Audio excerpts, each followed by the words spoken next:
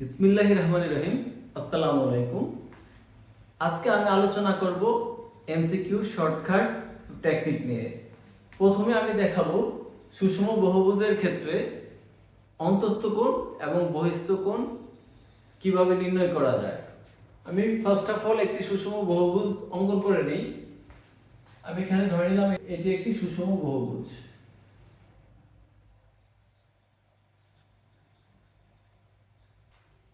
এখানে এটি একটি সুষম বহুভুজ, অর্থাৎ এখানে 6টি বাহু সমান।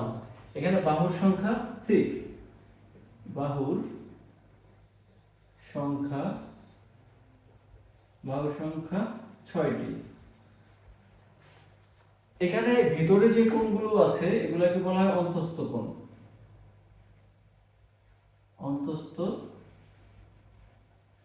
অন্তস্থ কোণ। এবং বাহিরে যে কোণগুলো, অর্থাৎ এই বাহুকে যদি আমরা এক্সটেন্ড করি, এখানে যে কোণ উৎপন্ন হবে, এগুলাকে বলা হয় বহিস্থ কোণ। বহিস্থ কোণ। এখানে এই প্রত্যেকটা বাহুকে এক্সটেন্ড করলে আমরা এখানে বহিস্থ কোণ পাবো।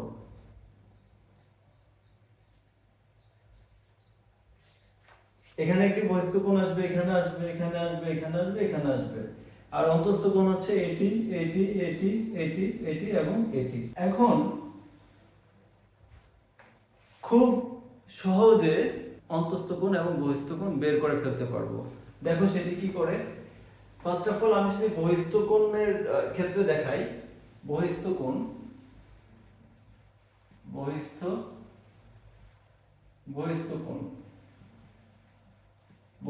হবে 360 কে জাস্ট বাহুর সংখ্যা দিয়ে ডিভাইডেড করো, বাহুর সংখ্যা, আর এটা অবশ্যই ডিগ্রি হবে।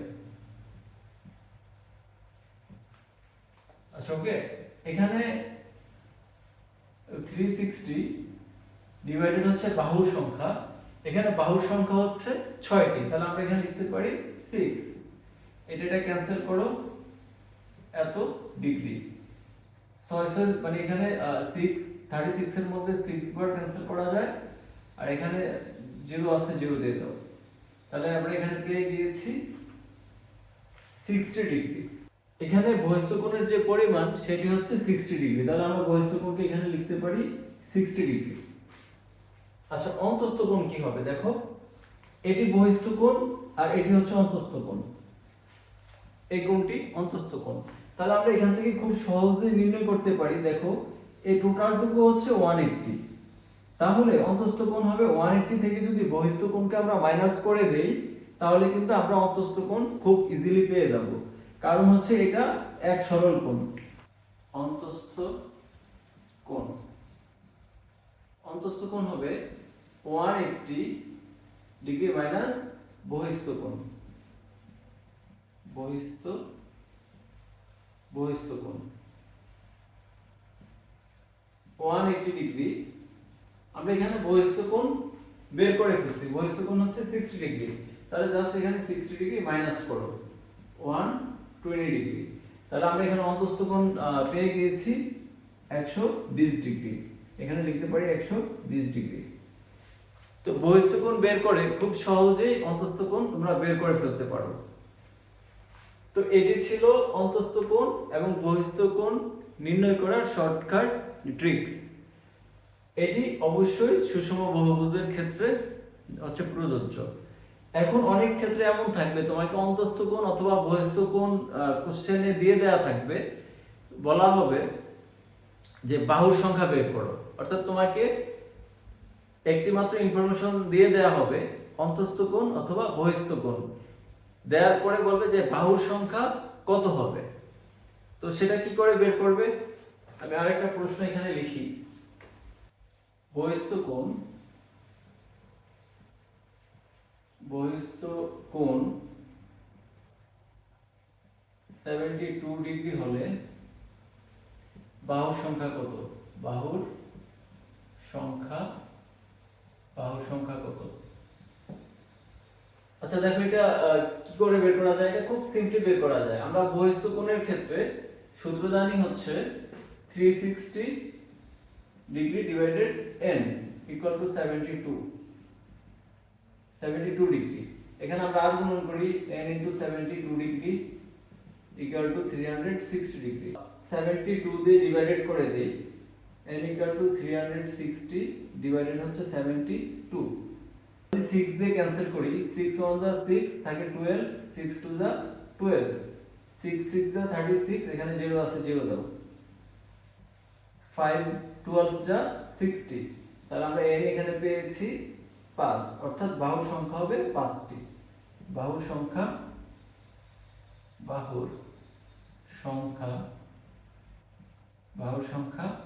5টি। আমরা এখানে শিখলাম অন্তস্থ কোণ বের করা, বহিস্থ কোণ বের করা এবং বাহুর সংখ্যা নির্ণয় করা। আমি তোমাদেরকে একটি কোশ্চেন এখানে লিখে দেই, তোমরা সেটির আনসার বের করে জাস্ট কমেন্টে লিখে দাও। এটি একটি পঞ্চভুজ, আমি এখানে একটি পঞ্চভুজ অঙ্কন করে নেই। এটি হচ্ছে একটি পঞ্চভুজ, 1 2 3 4 5, এখানে বাহুর সংখ্যা হচ্ছে 5টি। এই পঞ্চভুজের ক্ষেত্রে অন্তস্থ কোণ কি হবে? এখানে হচ্ছে অন্তস্থ কোণ বের করবে, অন্তস্থ কোণ, আর এখানে হচ্ছে বহিস্থ কোণ বের করবে, বহিস্থ কোণ। এটার ক্ষেত্রে কিন্তু বাহুর সংখ্যা 5। এটার আনসার কি হবে তোমরা কমেন্ট করো। আচ্ছা, এরপর আমি ঘন্টার কাঁটা এবং মিনিটের কাঁটার মধ্যবর্তী যে কোণ সেটি কিভাবে নির্ণয় করা হয় তার শর্টকাট ট্রিক্সটি এখানে দেখাবো। ঘড়ির ঘন্টা এবং মিনিটের কাঁটার মধ্যবর্তী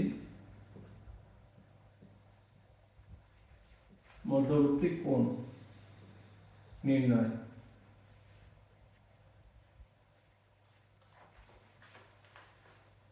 আমরা খুব সহজে ঘড়ির ঘন্টার কাঁটা এবং মিনিটের কাঁটার মধ্যকার কোণ বের করে ফেলতে পারবো। তো এর জন্য আমাদের একটি সূত্র জানতে হবে। ধরো টাইম যদি এটা হয়, আমি একটা প্রশ্ন লিখি, টাইম 2 ঘন্টা 30 মিনিট। যদি সময় এরকম হয় 2 ঘন্টা 30 মিনিট 0 সেকেন্ড, তাহলে এখানে ঘন্টা আর মিনিটের কাঁটার ভিতরের কোণ কেমন হবে? দেখো আমি এখানে একটা চিত্র অঙ্কন করি। ধর এটা হচ্ছে 12 3 6 9, এখানে 1 এখানে 2, 1 2, এটা আমরা সেন্টার পয়েন্ট ধরি। এখানে হচ্ছে আড়াইটা হবে 2 আর 3 এর জাস্ট মাঝখানে আসবে, এটা হবে এখানে। এটা হচ্ছে ঘন্টার কাঁটা আর মিনিটের কাঁটাটা হবে এখানে, এটা হচ্ছে মিনিটের কাঁটা। তো এর ভিতরে যে কোণ এটুকু আমাদের বেসিক্যালি বের করতে হবে। তো এখানে কোণ দুইটা, একটা হচ্ছে ক্ষুদ্রতম কোণ, আবার এদিকেও একটা কোণ আছে, এটা হচ্ছে বৃহত্তম কোণ। তা আমাদের ক্ষুদ্রতম কোণটি বের করতে হবে। ক্ষুদ্রতম কোণ বের করতে পারলে আমরা বৃহত্তম কোণও বের করে ফেলতে পারবো। সূত্রটি হচ্ছে এমন, মধ্যবর্তী কোণ থিটা, মধ্যবর্তী কোণ theta equal to 60 hour minus 11 minute divided 2, আর এখানে অফকোর্স আমরা ডিগ্রি লিখব। এখানে h হচ্ছে আওয়ার বা ঘন্টা, আর m হচ্ছে মিনিট। তো এখানে জাস্ট আমরা মানগুলো বসায় দেই, তাহলে আমরা পেয়ে যাব 60 আওয়ার, এখানে ঘন্টা আছে 2 ঘন্টা, তাহলে আমরা 60 * 2 মাইনাস 11 মিনিট আছে 30 মিনিট, তাহলে আমরা এখানে 30 লিখব, মিনিটের জায়গায় 30 রিপ্লেস করব, ডিভাইডেড 2 আছে এখানে 2 লিখো, এত ডিগ্রি। এটা মাল্টিপ্লাই করো 120 মাইনাস এটা দিয়ে এটা মাল্টিপ্লাই করো 330 ডিভাইডেড 2, অর্থাৎ 60 2 দিয়ে মাল্টিপ্লাই করলে 120, 11 30 সাথে মাল্টিপ্লাই করলে 330।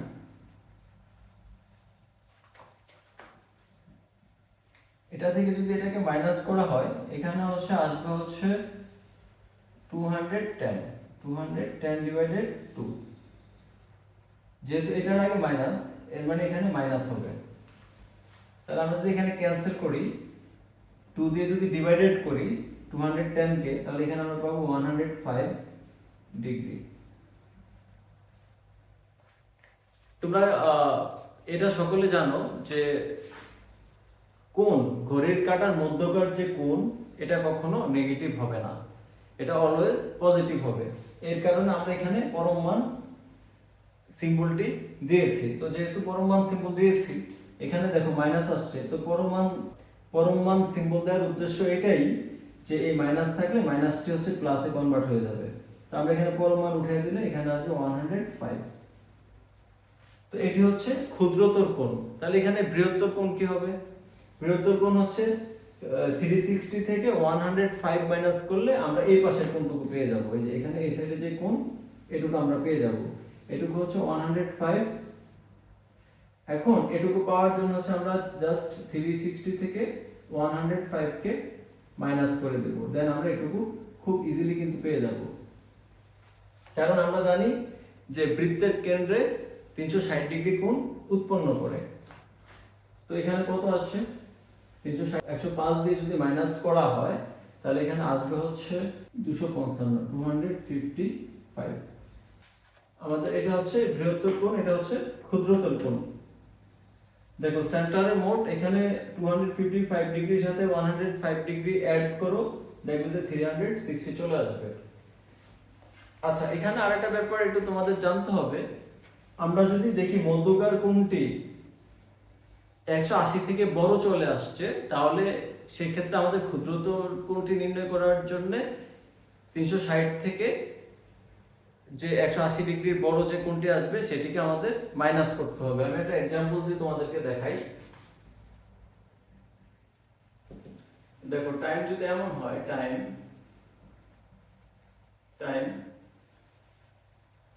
10:20 অর্থাৎ 10 ঘন্টা 20 মিনিট।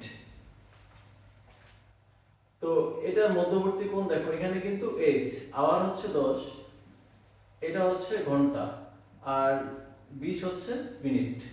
তো আমি এটা শুরু করার আগে তোমাদেরকে একটু আরেকটু নোট লিখে দিতে চাই। নোট, যদি থিটা 180 ডিগ্রি থেকে বড় আসে, এত হলে ঘড়ির ঘন্টা ও মিনিটের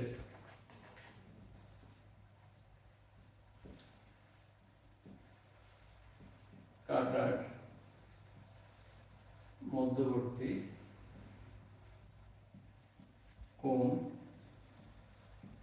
কোণ হবে আমরা 360 থেকে থিটা মাইনাস করব।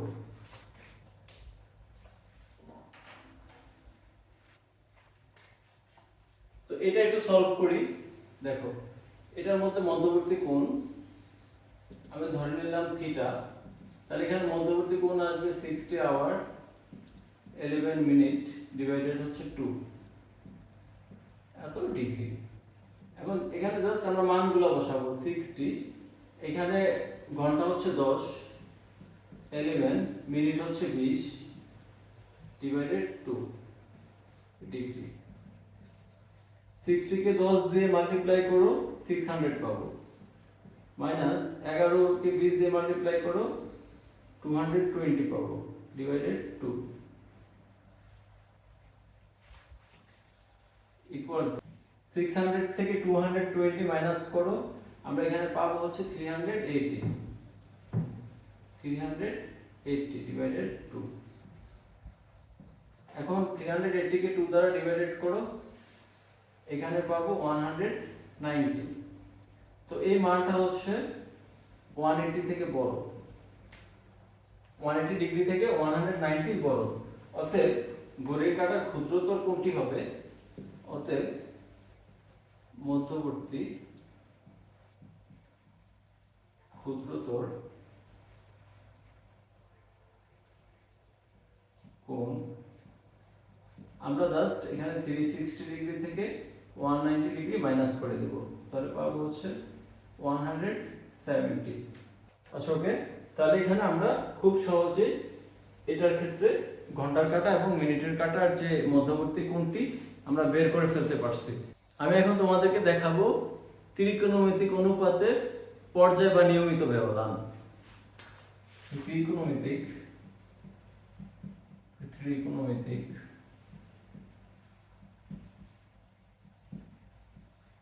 অনুপাতের পর্যায় বা নিয়মিত ব্যবধান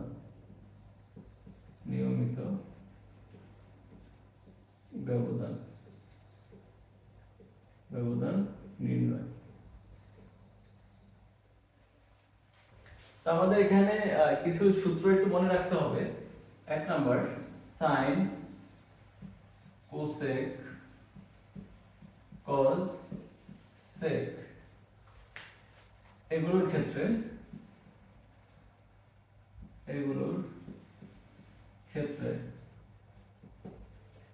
ঘাত যদি বিজোড় হয়, ঘাত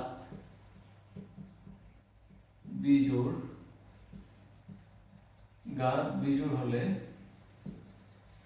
এখানে ঘাত মানে হচ্ছে পাওয়ার যদি বিজোড় হয় তাহলে পর্যায় হবে বা নিয়মিত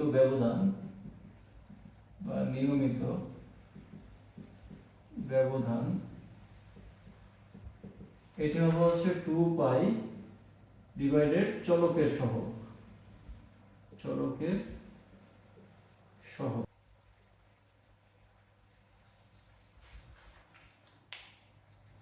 ঘাত যদি বিজোড় হয় তখন পর্যায় বা নিয়মিত ব্যবধান হবে 2 পাই ডিভাইডেড পরম মান চলকের সহগ, অর্থাৎ চলকের সহগগুলো অলওয়েজ এখানে পজিটিভ হবে। ঘাত যদি জোড় হয়, আচ্ছা দেখো কি আসে, ঘাত জোড় হলে পর্যায় বা নিয়মিত ব্যবধান হবে পাই হবে ডিভাইডেড হবে চলকের সহগ।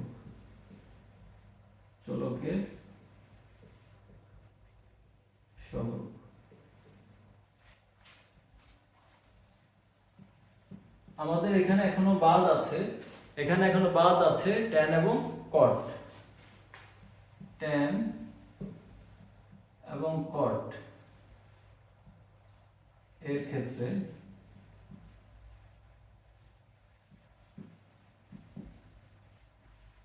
ঘাত জোড় বিজোড় উভয় ক্ষেত্রে পর্যায়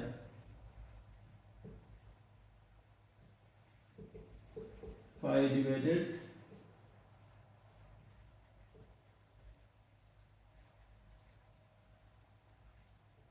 চলকের সহগ।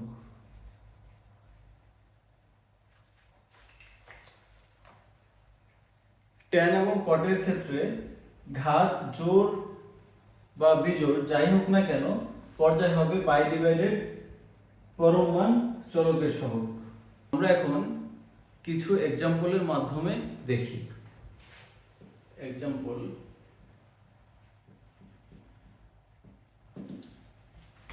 sin 5x প্লাস 3 এত এর পর্যায়